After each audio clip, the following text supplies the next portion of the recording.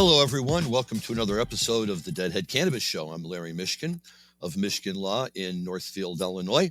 As promised, we've got a very exciting show for everyone today. We've got a wonderful Grateful Dead show that we're going to listen to. My good buddy, Alex Wellins, he of reasonable dispute as to whether or not he actually exists, will prove, in fact, today that he does. And ironically enough, without Rob present to actually see it. So somehow we're going to clip and paste and whatever, and we'll put them in the same screen someday, somehow. But we're talking today about a show from Poly Pavilion at UCLA campus on November 20th, 1971, 52 years ago today. And if you were there, this is how the show began.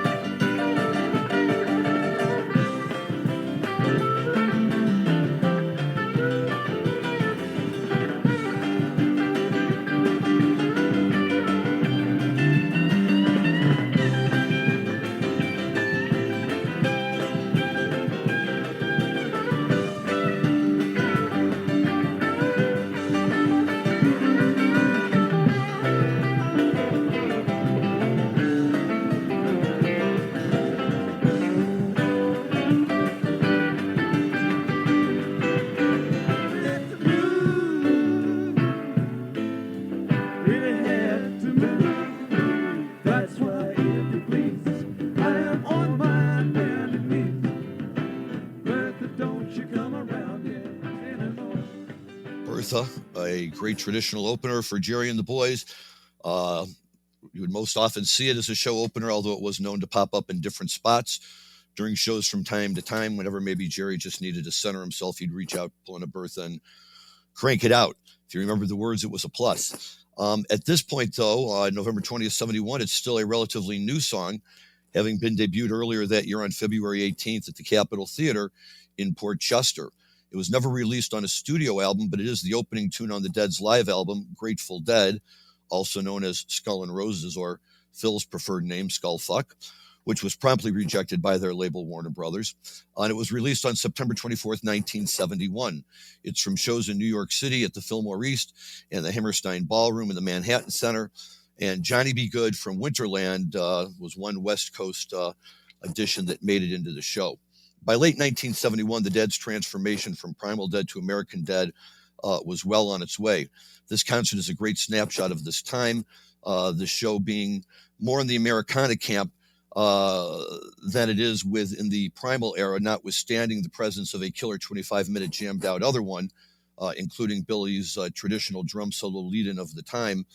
And it's great that they throw that in, but the concert stands on its own with all of the newer material. The band was in transition. Pigpen missed this show and a number of the shows on this tour as part of his continuing descent into his alcohol-related illnesses that eventually took him in March of 1973. Keith Gouchow had been playing with the band since February, but Mickey began his leave in February after one night at the Castro Theater run. So this night is just 5 of them up on stage, playing their hearts out for the fine students of UCLA and other Deadheads, then a relatively new thing. The group having just been recognized by the band in the liner message inside the Grateful Dead album stating, "Dead Freaks Unite, who are you, where are you, how are you? Send us your name and address and we'll keep you informed." I have no idea how large the list of Deadheads that they have information is today. I'm sure that our good friend Larry V could tell us, given the number of telephone calls he personally made into the Grateful Dead offices back in the day when he was looking for his tickets and all good stuff like that. One fact that should be obvious, given the venue and the time, an unknown UCLA student, at the time an unknown UCLA student and wannabe college basketball player, big guy named Bill Walton, was in attendance, along with some of his new Bruin teammates for this first ever Dead show at Poly Pavilion, which was the famed home court for the UCLA Bruins. John Wooden was the coach who won 9 championships in 10 years or 10 championships in 11 years, but nothing that anybody's come close to matching since till then. A team that, following the amazing success of the Lou Alcindor / Kareem Abdul-Jabbar and then the Sidney Wicks era, Now, Bill was beginning to lead the team for the first time, along with his teammates Jamal Wilkes and Greg Lee. Spoiler alert, Bill does wind up having some success at UCLA, a little bit in the NBA, and he did go on to become an NBA All-Star and a regular attendee of Dead shows. And as Alex can certainly attest, not unusual to see him at West Coast Dead shows right up until the very end. Kind of hard to miss a 7-footer with red hair and a tie-dye apparel.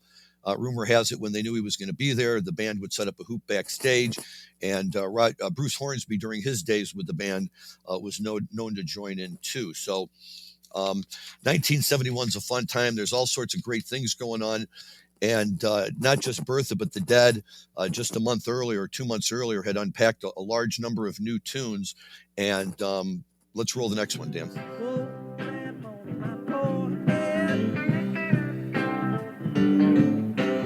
When you get up, you better butter my bread. Well, you know, it's like I said, better head back to Tennessee, Ted. Tennessee, Tennessee, there ain't no place I'd rather be. Baby, won't you carry me back to Tennessee?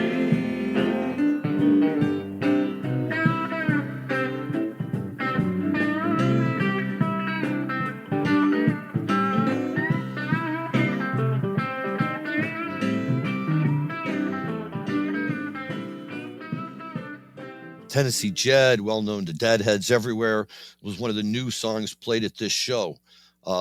Tennessee Jed, along with Mexicali Blues, One More Saturday Night, Ramble on Rose, and Jack Straw, had all just been played for the first time ever 1 month earlier on October 19th, 1971, at the Northrop Auditorium in Minneapolis, also Keith Gouchow's first show with the band.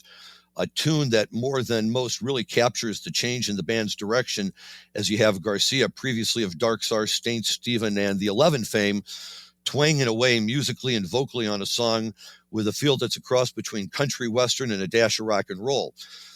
Deadheads of Alex and my era will note how much quicker the tempo is in this early version, and Garcia's noticeable energy evident from his strong vocal performance. The tune was played 436 times by the band in concert, putting it at number 15 on the Dead's list of most tunes played. As indicated, first played back in October 1971 in Minnie, and last played on July 8th, 1995 at Soldier Field. A great sing-along tune that Deadheads always enjoyed, normally found in the first set, someone towards the middle. Now, instead of just rocking and rolling out for the next little while here, we are going to take a break and switch over and start chatting with our guest and my good buddy, Alex Wellins, coming to us live from lovely San Francisco. Alex, how you doing? Thank you so much for taking the time to join us today. Doing great, Larry, and thank you very much, as always, for having me. Always a pleasure to be on. Well, it is our pleasure. You know, the Wellins family is practically synonymous with this show. Your wife, Andy Greenberg, was our first guest ever. Max was our very short-lived but first ever temp or intern or whatever, and now is, he's on to much bigger and better things that we may get to today. And then, of course, there's always my buddy Jake, who, may be the coolest of the group.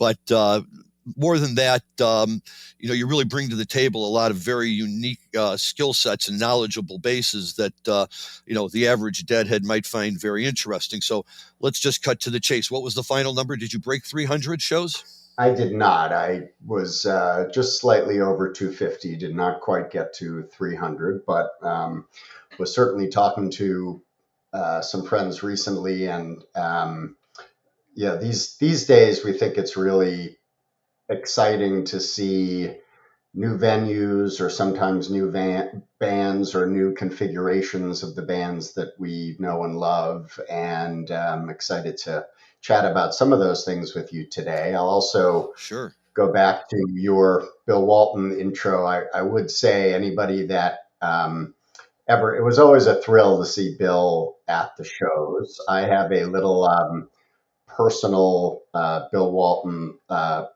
very positive bias. He was also a very important member of one of the Celtics championship teams, arguably the greatest sixth man to ever come off the bench in NBA history. I'm sure sports fans, as well as deadheads, can have a lot of arguments about that. And you as a Bulls, longtime Bulls fan, and me as a longtime Sure. Celtics fan, could have some good discussions about that. But And we have, yeah. that '85 Celtics team, with Walton coming off the bench, I'll certainly take up there in the pantheon of NBA championship best teams ever. So No argument here.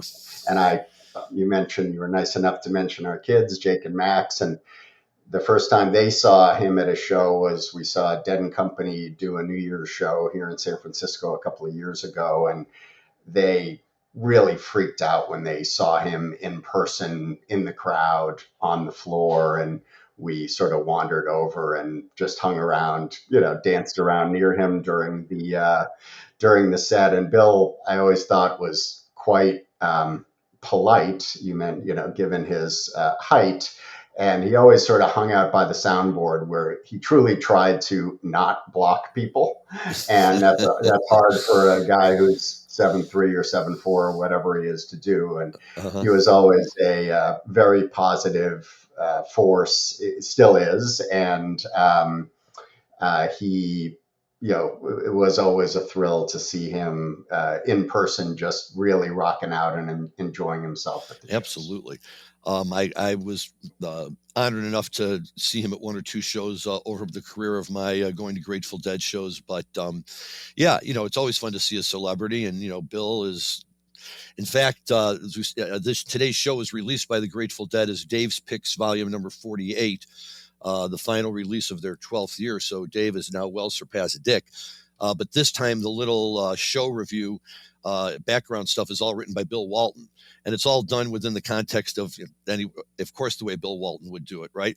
Me getting to UCLA, me meeting Coach John Wooden, me meeting my teammates and understanding the big important role I was coming out here to fill. And here's the Grateful Dead coming onto our campus. And, it's great stuff, and especially if you like Walton, it reads very well and it's very funny. But yeah, he's a great connection into the shows and always fun to see. Now, for our listeners out there, let me just say that in our circle of friends, and Alex and I really overlap in, at least two or three good circles of folks that we know and love and go to Dead shows with and Michigan football games with and all sorts of good stuff like that. But it doesn't really matter which of the groups we're hanging out with or what we're doing. He has come out of all of them far and away as the guy with, what we call the best live concert karma out there. Alex will know where a show is, when it's playing, when tickets go on sale. He knows this about shows coming to my town, to his town, to a town neither one of us are in. He's planned trips around concerts. His lovely wife and our good friend Andy loves music too, so it works out really well for her. Although I can tell you it's very difficult trying to keep up with the Wellins, Greenbergs, and all this musical travel that they do. But that's how I was turned on to a large number of bands that I now listen to with some regularity as time permits. And we always look and wait for Alex to come back and give us a little update and some plugs on the new stuff that he's seen out there that certainly hasn't really crossed our radar yet. So, Alex, I know you've been very busy attending shows lately. What are some of the good ones out there? Who are some of the people you're seeing that you're really raving about? Well, one thing I wanted to bring up today was my wife, Andy, and I were lucky enough to go to Vegas a couple of weeks ago and see U2 at the Sphere. Oh. And I mentioned, new venues and new experiences. And, Larry, for guys like us that have seen more than our fair share of concerts, now certainly well over into the thousands when you add Dead shows with many, many other shows we've seen over the last 40, 50 years. It's when you see, it's pretty rare that you or I will go to a concert, whatever it is, and say, wow, I've never seen anything like that before. And that was certainly the case at the Sphere. So for those folks who may not be aware, the Sphere is a new concert and entertainment venue in Las Vegas. It's built by James Dolan, who owns Madison Square Garden, and the Sphere they actually broke it out as its separate own separate public companies. So there's Madison Square Garden, and now there's the Sphere is publicly traded. So there's a lot of information out there. It is, as its name implies, it is a sphere. It is enormous. It's down by the closest Vegas hotel. For those of you who know Vegas a little bit, it's the closest hotel is the Venetian. It's technically connected to the Venetian Convention Center. So behind the Strip, sort of behind the giant Ferris wheel that they have there, and it's right by the tram.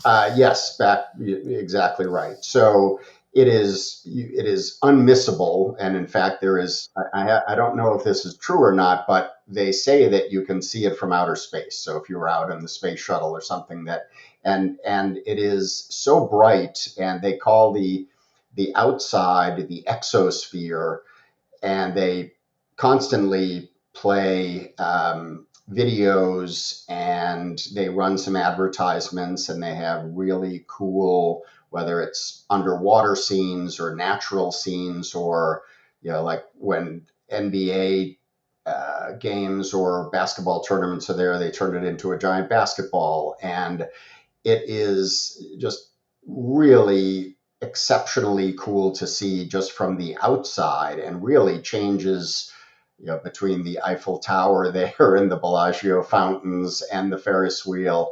Las Vegas does not lack for spectacular things to see, and this is certainly one that will remain on that skyline and be one of the really tremendously cool things you can see in Vegas just from the outside.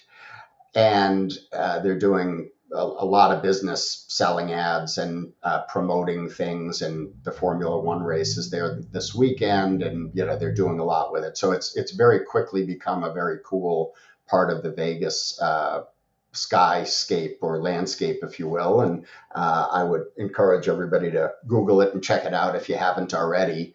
And then inside, How's it laid out seating wise? Is it more like a theater or like a sports arena? So it is truly round. So it's like, you can think of it as like the world's biggest sort of planetarium, or IMAX theater is a good way to think about it. There are four seating levels, and then at the very bottom there is a general admission spot on the floor.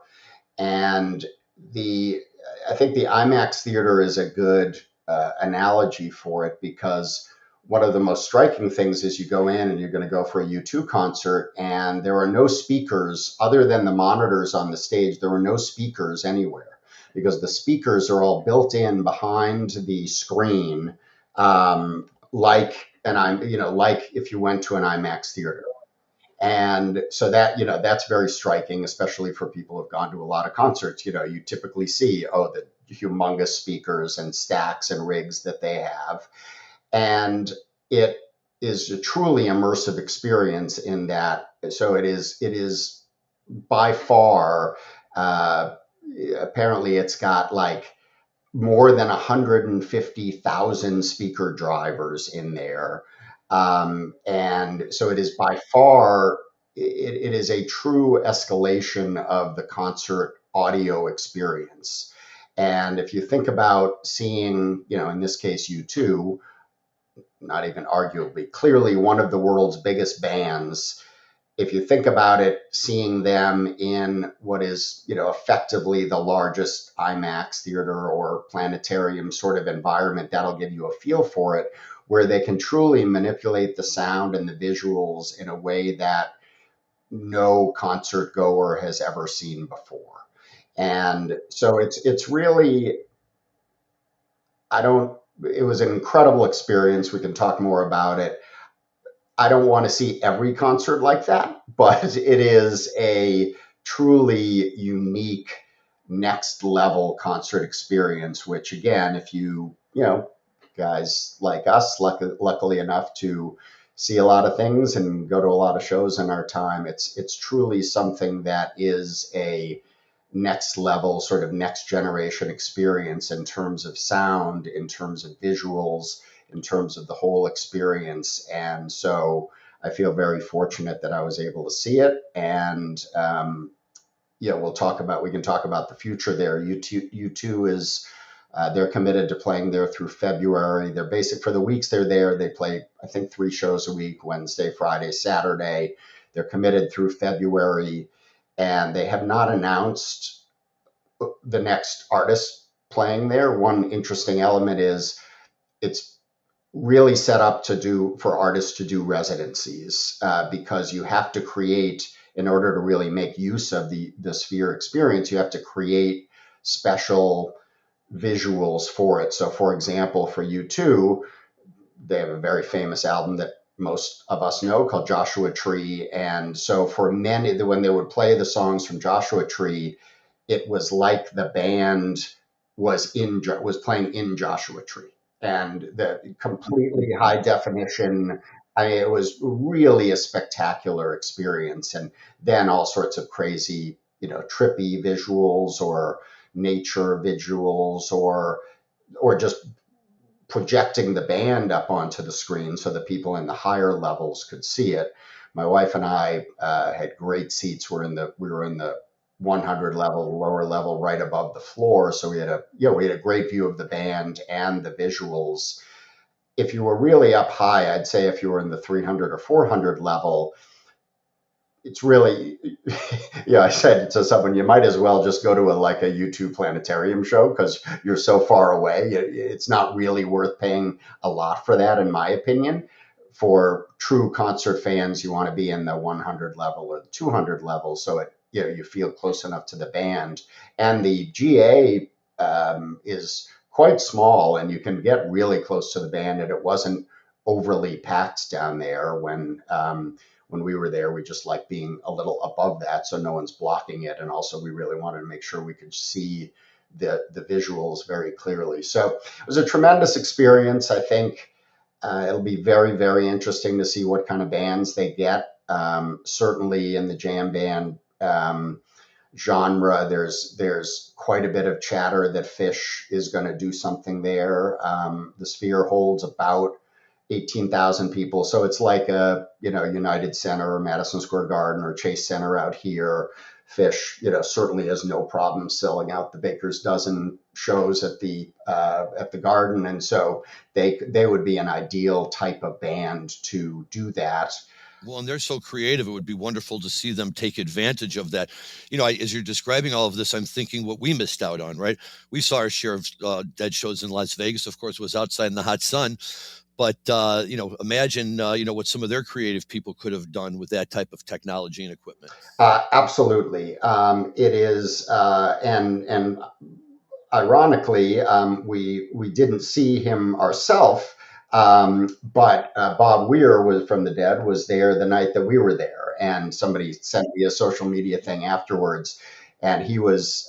They have a few luxury boxes below the 200 section, and that's where he was. And so clearly, number one, I'm sure he was just interested to check it out, but there's certainly a lot of speculation that if they did something again on a larger scale, like Dead and Company, and obviously visuals and iconic imagery is a big part of the Dead experience,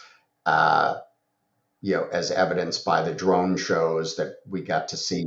I was at the Boulder Dead and Company shows, and the drone show there again was super cool. I'd never seen one in person before that, and it just made for a really cool experience. And you take that and multiply exponentially cooler things you can do with visuals and with video in the Sphere. So I think it's safe to say that some jam bands will play there for sure, and I think Phish would be a great candidate, and I have no doubt that they could sell out a lot of shows there and do a big Vegas run. So we'll see about that. Yeah, they're out there every year over Halloween anyway, playing at one of those venues out there. Why not switch over to that? That would be great. That would really be a lot of fun. Can they have sporting events in this thing? I guess you technically could. I don't think it's not really designed for that. Right now, they're running. They have sort of a nature planetarium show that is running on non-show days. I think it's a Richard Attenborough type. It's supposed to be amazing, and it really shows off the audio and visual uh, power of the Sphere. And I saw some stat that they're doing like $1 million a day in ticket sales for that. So yeah, they're using it for a lot of different things. And you just mentioned the Vegas experience with Fish and others, and the U2 show was really cool. It uh, we are we're good. We're big U2 fans. I've probably seen them a dozen times or so. I don't normally like travel around to see them, but love their music. One of the a couple of the cool things. One of the things I really respect about U2 is that, generally speaking, as the bands and the artists we love get older, they expand the size of their bands to sort of fill in. And Bruce Springsteen, who I love and have seen many, many, many times, now has like, I don't know, 15, 18 people in the band. And that's great. And but it's a very different sound. The Rolling Stones, whenever, for many years now, when they have toured, they have, 12 people on stage, background singers and horns. And it's great. It's part of this big show experience. But one thing I think is really special about U2 is that it's still the four guys. Now, in this case, Larry Mullins is not on drums. He is ill, I believe, so they've got somebody else sitting in. But it is still just those four guys, and I think and it always has been, and I think that's one super impressive thing about them. And they played a lot of their classics. It's billed as Achtung Baby, so they do a lot of songs from Achtung Baby. They also, as I mentioned, they do a lot of Joshua Tree songs, a lot of others.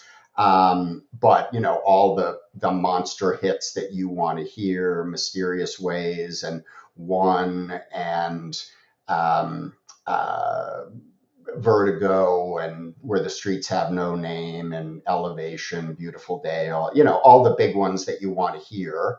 They also played some rarities, and they definitely brought in some Vegas elements to it. They at one point did a little clip of Viva Las Vegas during one of their songs. They brought in a My Way, a little snippet of My Way during one of the songs, so it's sort of the nod back to the Rat Pack and things like that. So, they made it very cool and special, and they do mix the set list up pretty much every night. They have, it's like most big artists, it's the standard set list, and then they have 4 or 5 spots where they'll mix in different songs every night. So really cool experience, highly recommend it. And again, anytime you can see something really new and different and cool at this point, I think it is that makes it special for concert goers like us who have been very fortunate to see a lot. How is it in terms of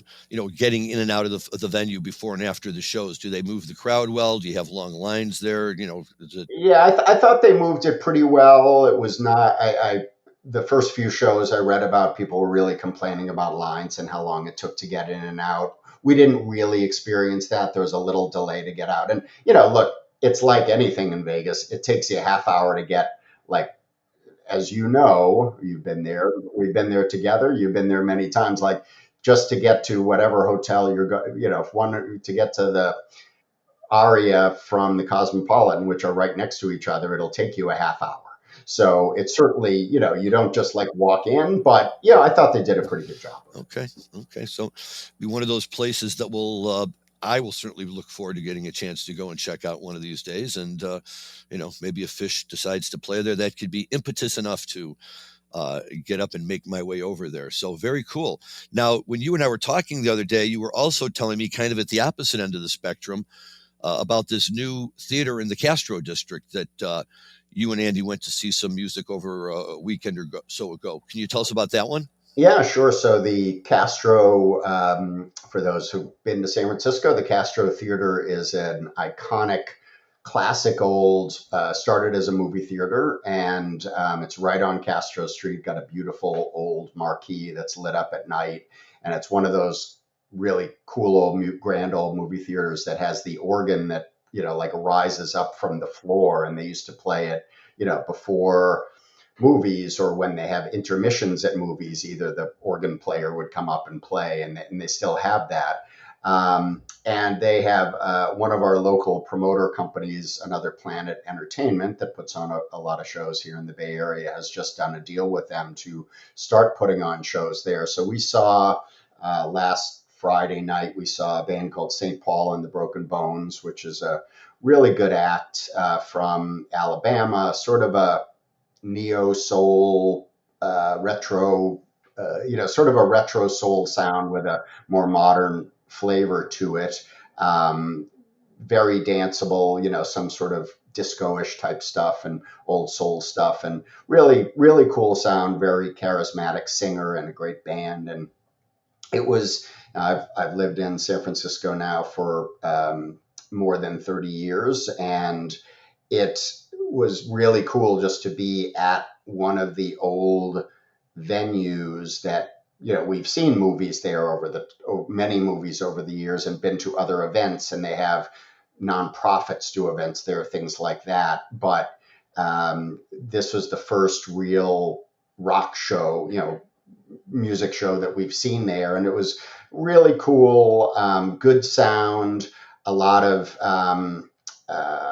like the Beacon Theater in New York, or the classic old theaters in many cities. Very ornate inside, cool ceiling, cool um, uh, decorations and paintings and things all over. So, you know, absolutely, as you said, the opposite of the sphere. This probably holds, I don't know, 1,500 people maybe, and very old theater, but iconic old theater, but very cool that they're doing this. They're going to keep the history of the Castro and continue to do film festivals, and there's a lot of, as you can imagine, LGBTQ sort of events there and things like that, but also, really the merchants in the Castro are all very much behind this move to start bringing shows there. And certainly it was sold out. And afterwards, there were a lot of people spilling into the street and going to restaurants and things like that. So I think it's going to be very good for the neighborhood. And it was definitely a cool experience to see a rock show at a venue you've been to many, many times before for other purposes. I bet. And, I mean, it's like as if San Francisco needed another cool musical venue. I mean, the city's practically teeming with them, and, but it's nice that they add another one to the mix. And, it just gives the rest of us more incentive to get out there more often and have a chance to experience it all. Well, absolutely. We're very blessed here, and certainly one of the great things about San Francisco and the Bay Area generally is that we are blessed with some of the coolest, nicest venues out here. Our Greek Theater in Berkeley is still one of the iconic, beautiful venues. I saw the Counting Crows there a couple of months ago, and which is a band we've loved for many, many years. And the lead singer, grew up here and went to Berkeley, so it's always very special when they play there. And just being at the Greek and that view at sunset over San Francisco, and where you can see the Golden Gate Bridge, is, there's really nothing like it. And down to the very small venues, and like the Great American Music Hall, which is still probably my favorite small venue of all time, just given the incredible shows I've seen there, and been fortunate to actually put together some shows that have played there. So it's so we have I did, two other venues that you and I were talking about, that a couple of shows that are were interesting and back to the Grateful Dead centric part of the program here. So was lucky to see, we saw Billy and the Kids, which is Bill Kreutzmann's band, on Halloween down at a venue called the Mountain Winery, which is down sort of towards Silicon Valley, above a little town called Saratoga, sort of down near like Palo Alto, people know, sort of above in the hills above that. Was an actual winery, and there's sort of a very beautiful, if you look it up, there's a very beautiful old brick wall or stone wall behind the stage with ivy growing on it, and looks like a classic winery wall. And up above, you can see sort of beautiful views down over Silicon Valley. And I mean, it is really a valley. Of course, it's known for technology now, but it was farmland, and it is quite beautiful. And um, on Halloween, there were a nice number of costumes out. So Billy, for those, it was my first time seeing that lineup, but Billy was out there and looking great, and seemed very, very happy. And the lead guitarist was Tommy Hamilton from J-Rad, who Joe Russo's always almost dead, which we've seen a lot together, Larry, and certainly of the dead genre bands. What was certainly one of probably my favorites of the bands that don't usually have the actual dead members in them. And I think he's amazing, and they put on a great show. It was really, I liked it a lot. They played a bunch of dead songs, but they opened up with Sergeant Pepper's Lonely Hearts Club Band.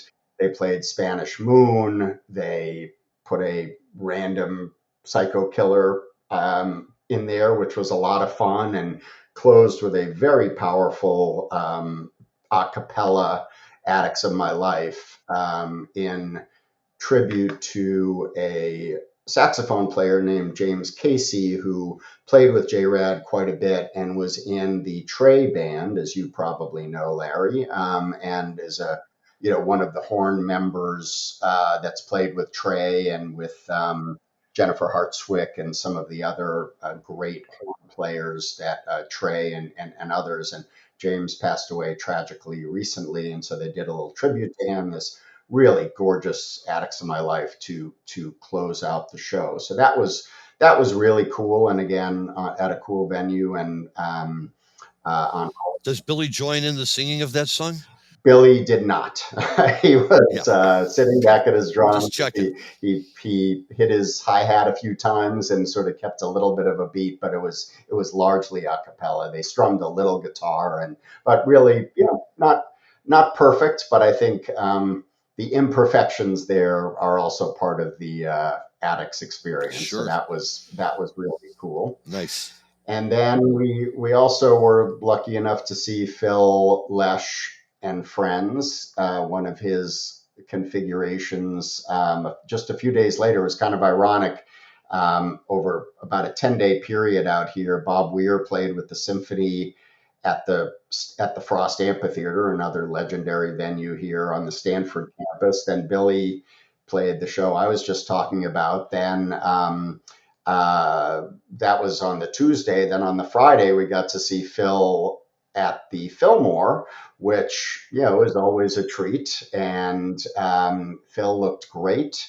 And at 83, he was out there till almost midnight, smiling up a storm, and played with a bunch of young guys, mostly young guys that very talented. Eric Krasno and a number of really talented young musicians, which I always think I always really respect about Phil. He surrounds himself with a number of younger players that push the envelope and push him, and he's clearly having a lot of fun out there. And certainly you can't talk about legendary San Francisco venues and not mention the Fillmore. So that was always a great experience, and super lucky to be here in San Francisco, be able to see these things. And there were two. I was looking back at thinking about those two shows, and there were two songs that were repeated at each. They Billy and Phil each played Shakedown, and they each played Terrapin, and they were it was just interesting to think back on them. Phil, one really sweet thing, Phil and his son Graham traded vocals on the verses on Terrapin, and nice. One time Phil clearly forgot the verse, and Graham, his son, stepped in and covered for him, which was a very, very sweet moment. Sure. And I mean, that was great. I got to say that you can't beat Tom Hamilton playing the leads on Terrapin. No. That was He's fantastic. Wonderful. I agree. And then on Shakedown, both Shakedowns were great. again, the intro on for the Billy and the Kid Shakedown was it did just an unbelievable Pink Floyd Run Like Hell jam. And that was the beginning of the second set. And we thought we were going to get the full Pink Floyd experience there, but they just then ripped into Shakedown, which was also really, really cool. So, Yeah. I've been very fortunate, seeing some good stuff recently at some very cool venues, and Excellent. definitely encourage the listeners, if you haven't been to these places, head out to Vegas or come out to San Francisco and come check out some of the cool places to see live music here. Okay, I'm in.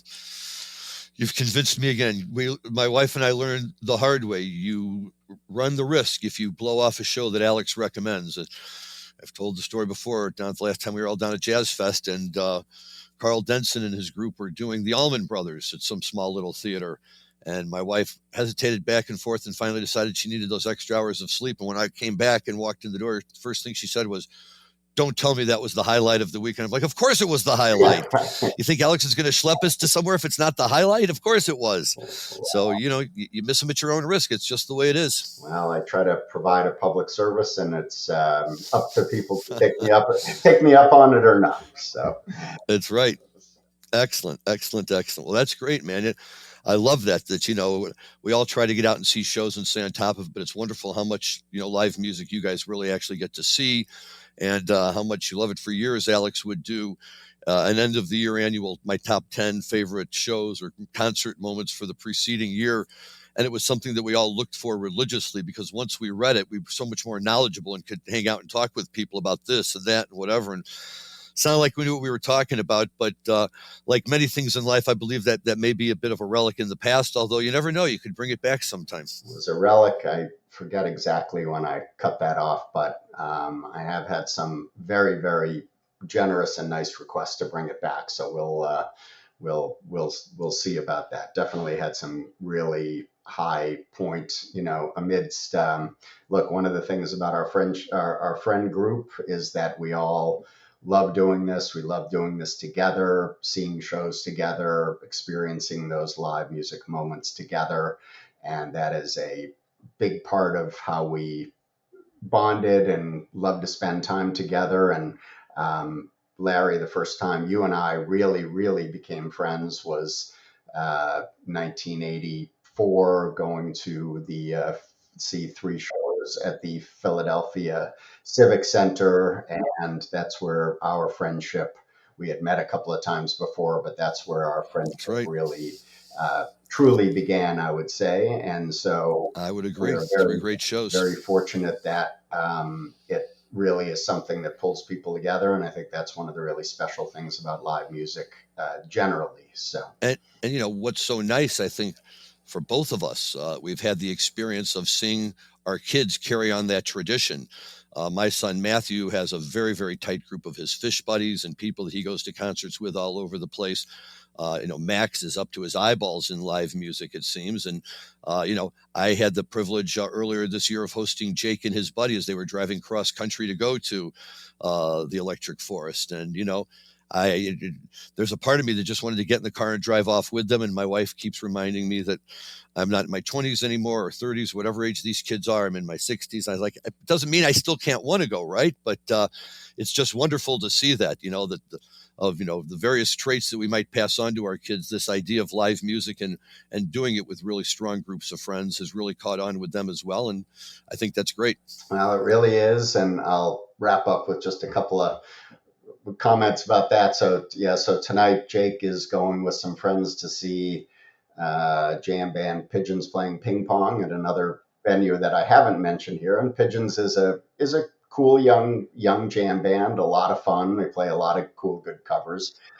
Opening up for them is Dogs in a Pile, which ironically does not play Grateful Dead songs, but is a young sort of ripping band anyway. So and Max has, certainly goes to more. He lives in Colorado and he goes to more shows than any of us. And one really cool thing is, Larry, Max plays the saxophone, and he played a friend of his at the Great American Music Hall. He did, and a friend of his is a DJ, and Max laid down a sax track for one of his, DJ, so like a EDM type song. I would characterize it. That may be wrong. And the DJ played at Red Rocks the other night and played the song that Max played on. So Max did not Oh, yet wow. play at Red Rocks, but Max's music was played at Red Rocks, which was a big He's thrill. getting there. He sent us a little video, and that was a real thrill for us to hear. I'm sure. Well, that's wonderful. Well, very good. Well, listen, we really appreciate you taking the time to be on the show today. And as always, filling us in on the things going on in music that we don't know but need to know. And, it all sounds good. And I'm looking forward to the next time we're going to get together and go off to see some live music. Well, thanks, Larry. Always happy to chat with you and come on the show and be a guest anytime. So thank you very much. Thank you again to Alex for joining on. He's living a very busy life these days, but made time to join us, and very, very much appreciated. We're not going to have time to play all the great music that I pulled for today, but that's okay because all the talking we did was far more interesting. But I do want to just play at least one more song, and that's the Grateful Dead performing the song Jack Straw at this concert. And I'm pulling this one out because it was a new song, and there's a little wrinkle in it that we haven't heard before, or that we haven't heard since, I should say. But it's very interesting and very fun. So, Dan, if you could spin that next track, Jack Straw, for us, that would be great. Thank you, sir. We can share what we got of yours, 'cause we don't share all of mine.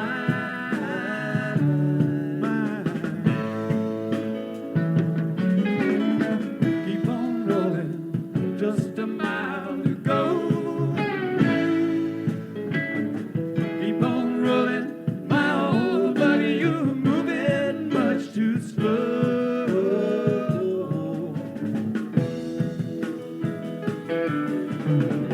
I just jumped the watchman right outside the bed. Took his rings, 4 bucks and change. Ain't that heaven sent? Hurts my ears to listen, Shannon, it burns my eyes to see. Cut down a man in cold blood, Shannon, might as well been me.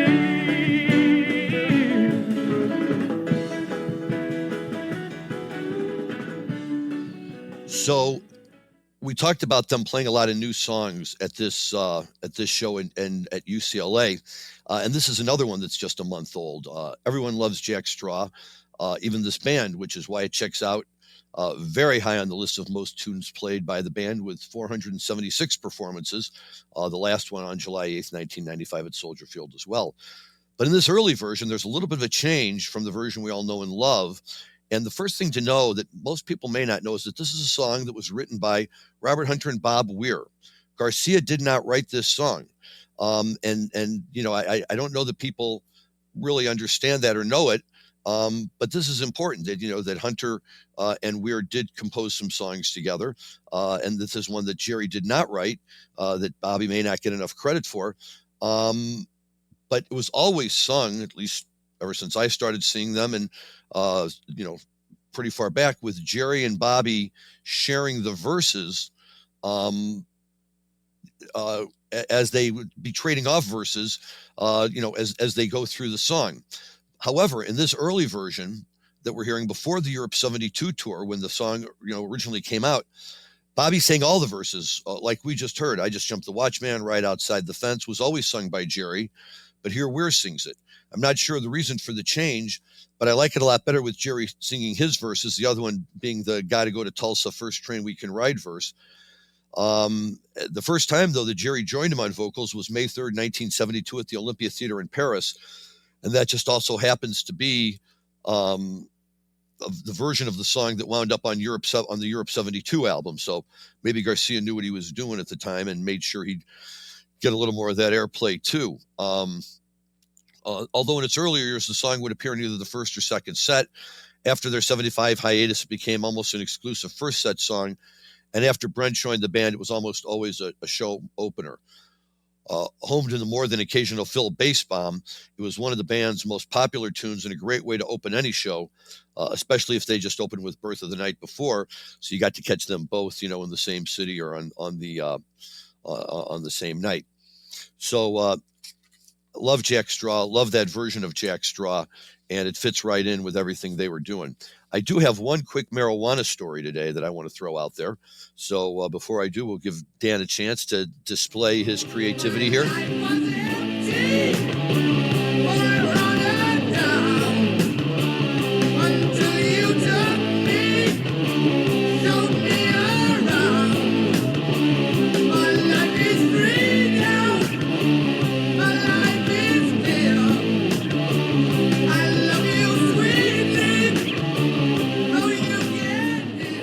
Black Sabbath. Okay, very good. I love Ozzy. I wasn't sure. Didn't want to put myself too far on a limb out there, but excellent choice again, as always.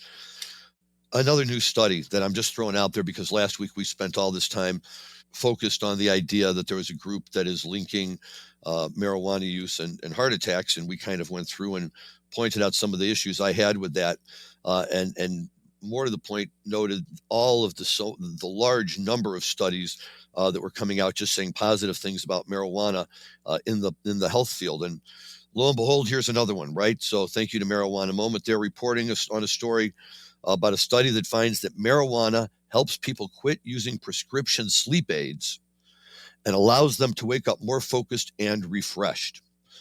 So compared to using conventional sleep aids or no sleep aids at all, respondents reported that cannabis made them feel more refreshed, focused, and better able to function the morning after, with fewer headaches and less nausea. They did also report some side effects from marijuana use, including waking up feeling a little bit sleepy, maybe anxious, and irritable. But overall, they said that these side effects that they felt were far less significant with marijuana than they were with any of the prescription sleep aids or even over-the-counter ones that we all know and that we're all used to. The study was conducted by a pair of psychology researchers at Washington State University and was published last month in the journal Exploration of Medicine. The authors say they believe it's the first research comparing cannabis to prescription sleep aids and over-the-counter sleep aids. One of the leaders of the study said, in general, the use of cannabis for sleep-related issues was perceived as more advantageous than over-the-counter medications or prescription sleep aids. Unlike long-acting sedatives and alcohol, cannabis was not associated with a hangover effect, although, again, they did report some lingering effects such as sleeplessness and maybe a change in mood. The study surveyed over 1,200 people using the medical marijuana app StrainPrint.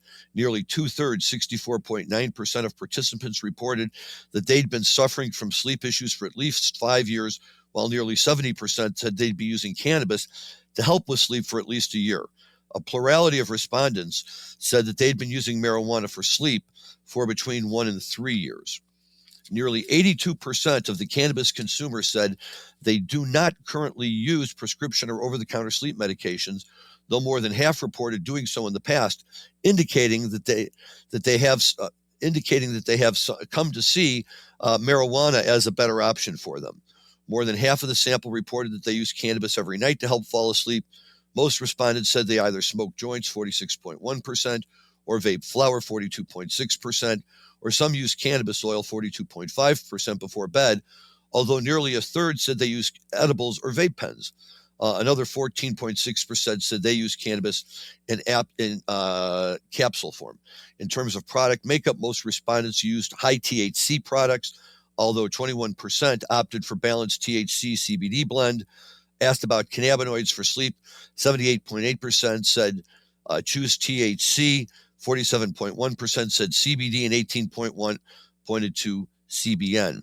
One of the findings that surprised me, the study's author said, was the fact that people are seeking the terpene myrcene in cannabis to assist with sleep. He said that in the Washington State University press release, there is some evidence in the scientific literature to support that myrcene may help to promote sleep. So cannabis users seem to have figured that out on their own.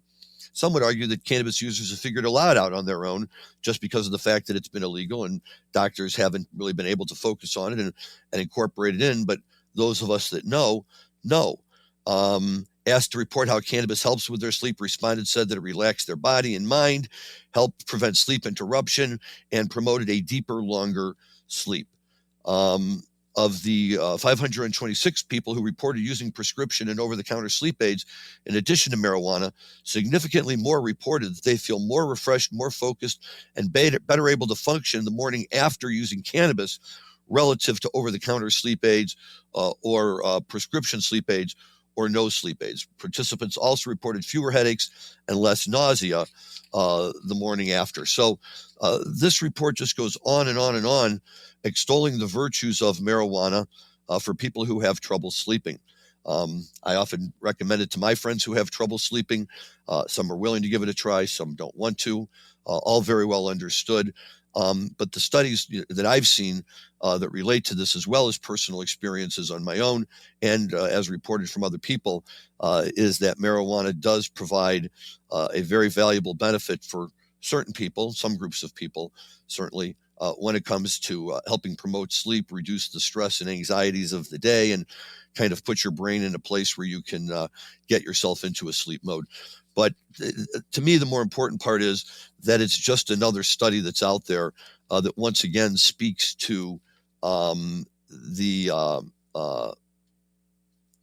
social benefits, the positive benefits, medical benefits, well-living benefits, whatever kind you want to call them, that people over and over and over and over again report are benefits they receive from THC, whether they smoke it, whether they vape it, whether they eat edibles. The reports are always consistent of the positive feedback, and yet we still have groups out there, as we've talked, that want to rain on everybody's parade and say, no, it's too dangerous. We know better than you. We've talked about certain government officials, not all Republicans, but a lot of them, who say that the DEA should not be allowed to change the classification on the controlled substance list for marijuana from 1 down to 3, like they've been talking about, or anything lower than that, unless Congress is consulted and gets to have a say in the matter. People just get these outsized opinions and a true lack of understanding about what they're talking about. And that's where a lot of this confusion comes from. But as long as these studies keep coming out, we're going to keep reporting them, because I do believe that they establish an important point, and that something we really want to know. We're running out of time here, so I'm not going to be able to play all the music I want to play for you guys today, but I am going to flip around a little bit. And rather than saving this for our outro, we're going to call up the song You Win Again. And we're going to play that now as we get ready to exit stage left. It's a 1952 song by Hank Williams. And as Alex was kind enough, after we talked about this early on, to let me know, apparently the only Hank Williams tune covered by Jerry Garcia. The song is a blues ballad and deals with the singer's despair with his partner. It has been widely covered, including versions by Ray Charles, Jerry Lee Lewis, Roy Orbison, of course, the Grateful Dead, Charlie Pride, Bob Dylan, and even the Rolling Stones. Hank Williams recorded You Win Again on July 11th, 1952, one day after his divorce from Marjorie Williams was finalized. Like Cold, Cold Heart, the song was likely inspired by his tumultuous relationship with his ex-wife. You Win Again was released as the B-side to Set the Woods on Fire, primarily because up-tempo danceable numbers were preferable as A-sides for radio play and for the valuable jukebox trade. Nonetheless, You Win Again peaked at number 10 on the most played in the C&W jukebox charges while it remained on the list. Over a time period of less than 1 year, the Dead played the song only 24 times in concert. The first on November 14th, 1971, and then the last was on September 16th, 1972, at the Music Hall in Boston. A version of the song was released on the Europe 72 album. It's on the second album side from their show on May 24th, 1972 at the Strand Lyceum in London, one of the final shows of that tour. Jerry Garcia Band recorded a version of the song in 1976 during the Reflections album sessions, but it was not played live again. It was briefly revived by the Dead with Dylan in 2003, and that was about all we got out of it. But it's a wonderful, beautiful tune. But before we play it, I just have one last comment that I want to make. And Alex and I were talking about our very good group of friends and some of the various groups of them. And one of our very good groups, a guy who we went to Michigan with, and a guy who was certainly part of the West Coast music scene and always part of the scene of all the fun stuff we did, was a guy named Andy Godin. Rudy was his nickname. And I have many great memories of Rudy. We suffered a brutal loss, our group, 2 weeks ago, when Andy, formerly of Detroit, Ann Arbor, New York City, and most recently for a number of years, Marin County, passed away. Andy was a good friend, albeit one with a famous temper. He was someone who made an art out of enjoying life to the fullest.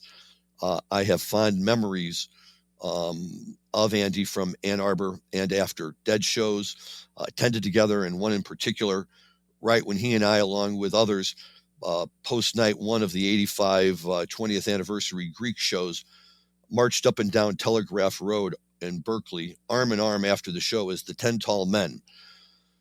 One of those moments you never forget. We are all better for having known Andy, and our lives are emptier with our feeling of loss. My condolences to his wife, Suzanne, and to his daughters, Lily and Grace. May your memories of Andy always be a blessing for all of you. And I would say the same to our strong group of friends, many who were able to make it out to California a week or two ago for a memorial service for Andy. We will always remember him in our hearts. And he was just a fun-loving guy. So with that, I will say have a great week. Have a very happy Thanksgiving. I think we're going to have a rerun next week because I promised my family that I would take a few days off for Thanksgiving. So if Dan allows me, we're going to dip into our vast vault of prior shows and find one that everybody likes. But we'll be back soon after that with more great shows, more guests we're lining up. And as always, lots of fun things to talk about in the world of live music, the Grateful Dead, and marijuana. So have a great week. Enjoy your holiday. Be safe. And as always, please enjoy your cannabis responsibly. Thanks, everyone.